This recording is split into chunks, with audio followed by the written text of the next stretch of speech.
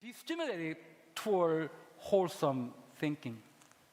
Wholesome thinking comes from a compound Greek word, hele, heliocentric sun. So hele means the shining of sun, and krino, judge. Implication, clear spiritual judgment. Commit to clear spiritual judgment.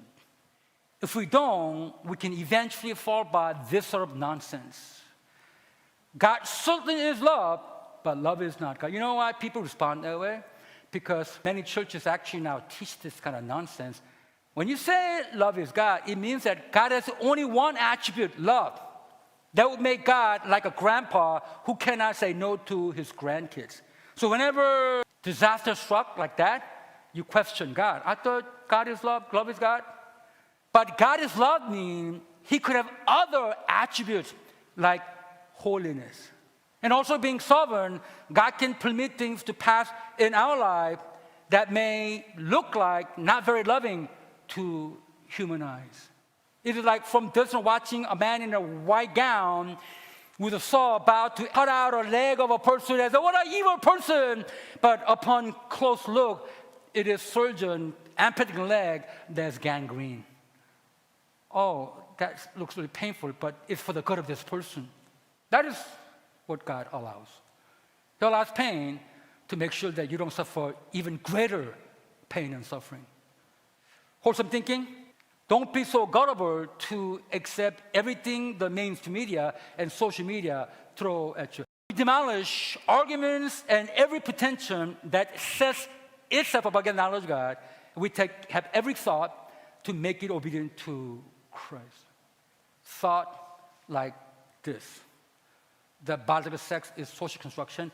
That is something you should demolish. Biological sex is not a social construct. The unborn is human and person, not a blob of tissue. No matter how much liberal media throws at you that, it's just tissue. Saying Jesus is the only way to salvation is not hate speech, as Bernie Sanders asserted. We believe in equal opportunity for individuals. We do not believe in equal results for groups. Do not dabble into ideas and books that your current maturity and intellectual ability cannot handle. I know this from experience because I entertain ideas and thoughts that I could not handle.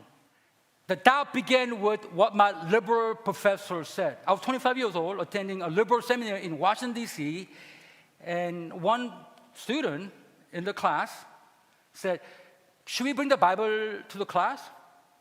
And I couldn't believe what my professor, she was a young woman, just got her PhD from University of Chicago. She goes, "Why? We deal with facts here. The Bible is full of myth." It was a thought. And one day I allowed it. And I couldn't stop.